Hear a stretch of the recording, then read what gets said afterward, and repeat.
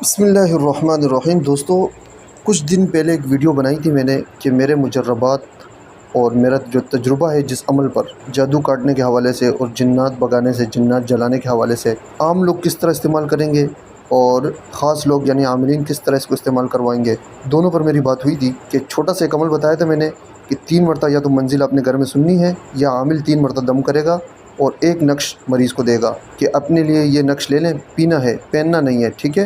یا انسان اپنے لیے خود کر رہا ہے تو وہ اپنے لیے نقش لکھ لے گا اور اس کو جو ہے پینا ہے۔ سمجھ آ گئی؟ یہاں تک میں نے بات کی تھی آپ لوگوں کے لیے۔ جب انسان 3 مرتبہ منزل پڑھ لے اور یہ نقش لکھ لے، پانی میں ڈال لے، یہاں تک بات ہوئی تھی ہماری۔ تو اب آگے کیا کرنا ہے، آگے کے لیے میں آپ کو ترتیب بتاتا ہوں۔ اس کے بعد عامل کیا کرے گا، یہ نقش لکھ کر دے گا۔ یہ نقش جو آپ اپنے موبائل کی اسکرین پر دیکھ رہے ہیں، یہ قرآن کی آیت انا للہ و انا الیہ راجعون کا نقش ہے یہ، ٹھیک ہے؟ یہ نقش لکھ کے دے گا، اس کو کہے گا کہ اپنے گھر پہ جا کر آپ نے اپنے ناخن کاٹنے ہیں، ہاتھ پاؤں دونوں کے ناخن کاٹ کر اس نقش کے اوپر رکھنے ہیں، ناخن ہاتھ پاؤں کے کاٹ کر نقش کے اوپر رکھ دیں، ٹھیک ہے؟ جب آپ ناخن رکھ لیں اس نقش کے اوپر تو اس کے بعد آپ نے پڑھائی کرنی ہے انا للہ و انا الیہ راجعون 551 مرتبہ، 551 مرتبہ، ٹھیک ہے؟ وہ پڑھائی کرنی ہے اس نقش کے اوپر اور ناخنوں کے اوپر، پھر اس کو بند کر دینا ہے۔ اگر یہ پڑھائی آپ کو بہت زیادہ لگتی ہے، سمجھ آ گئی، تو پھر آپ نے جو ہے 101 مرتبہ پڑھنا ہے۔ اگر یہ بھی زیادہ لگتی ہے تو پھر جو ہے صرف 41 مرتبہ پڑھنے، بس اس سے نیچے نہیں، ٹھیک ہے؟ 41 مرتبہ پڑھ کر دم کر دیں۔ لیکن جو پہلی ترتیب بتائی ہے دیکھیں، اس میں ایک خاص راز ہے، سمجھ آ گئی؟ اس کو دم کر کے آپ نے گھر میں کہیں گملہ ہو یا باہر گلی میں کسی جگہ پاک جگہ جا کر اس نقش کو دفن کر دینا، کسی بھی جگہ میں، کیاری میں دفن کر دے، گملے میں دفن کر دے، کسی درخت کے نیچے دفن کر دے، کہیں بھی دفن کر دے پاک جگہ میں، ٹھیک ہے؟ اس کے بعد آپ نے گھر آ جانا ہے۔ اسی طرح اگر کوئی مریض اپنے لیے کرنا چاہ رہے تو وہ یہ نقش لکھ لے اور اس پر جو میں نے ترتیب بتائی ہے وہ ترتیب کر سکتا ہے۔ پہلے منزل سن کے اور پانی نقش کو، جو منزل والا نقش ہوگا وہ پانی میں ڈال کے اس کے بعد یہ عمل کرنا ہے، ٹھیک ہے؟ عام انسان بھی اسی طرح کرے گا، عامل بھی اپنے مریض کو اسی طرح عمل کر کے دے گا۔ سمجھ آ گئی؟ یہاں تک بات آپ کو سمجھ آ گئی ہوگی۔ اس کے بعد آپ نے کیا کرنا ہے، جب آپ یہ عمل کر لیں تو بھائی آپ نے اس کے بعد روزانہ جو ہے آپ نے 3 مرتبہ منزل پڑھنی ہے گھر پہ۔ مریض، عامل بھی اپنے مریض کو کہے گا کہ وہ 3 مرتبہ منزل پڑھے، پانی پہ بھی دم کرے، تیل پہ بھی دم کرے۔ سمجھ آ گئی؟ صرف 3 مرتبہ منزل پڑھے گا، صبح شام پڑھ سکتے تو زبردست، اگر نہیں پڑھ سکتے تو صرف 3 میں 3 مرتبہ۔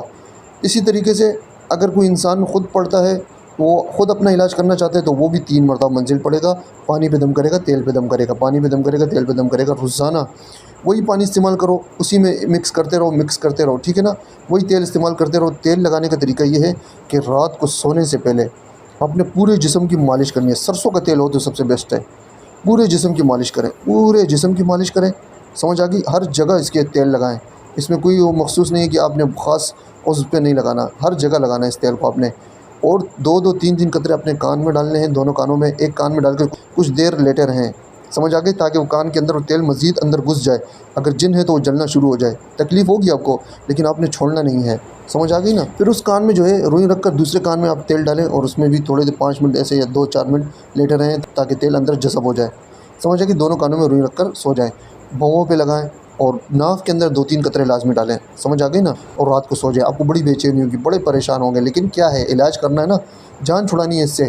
اسی طرح عامل بھی اپنے مریض کو کہے گا کہ بھائی آپ نے اس طرح یہ تیل جو ہے نا استعمال کرنا ہے۔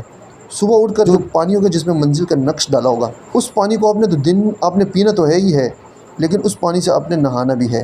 نہانے کا طریقہ ہے کہ اس میں سے تھوڑا سا پانی لے لیں، کسی بالٹی وغیرہ میں ڈال کر ٹپ میں بیٹھ کر آپ واش روم میں وہ پانی اپنے جسم پہ بہا دیں۔ پہلے آپ عام پانی سے نہا کر صابن وغیرہ لگا کر اپنا جسم صاف کر لیں، پاک کر لیں، اس کے بعد ٹپ میں بیٹھ کر اپنے پورے جسم پہ پانی بہائیں اور وہ پانی باہر گلی میں کہیں بھی ڈال دیں، پاک جگہ پر، یا واش روم کے باہر آپ جو ہے کسی جگہ کھڑا ہو کر وہ پانی اپنے جسم پہ بہا سکتے ہیں، ٹھیک ہے؟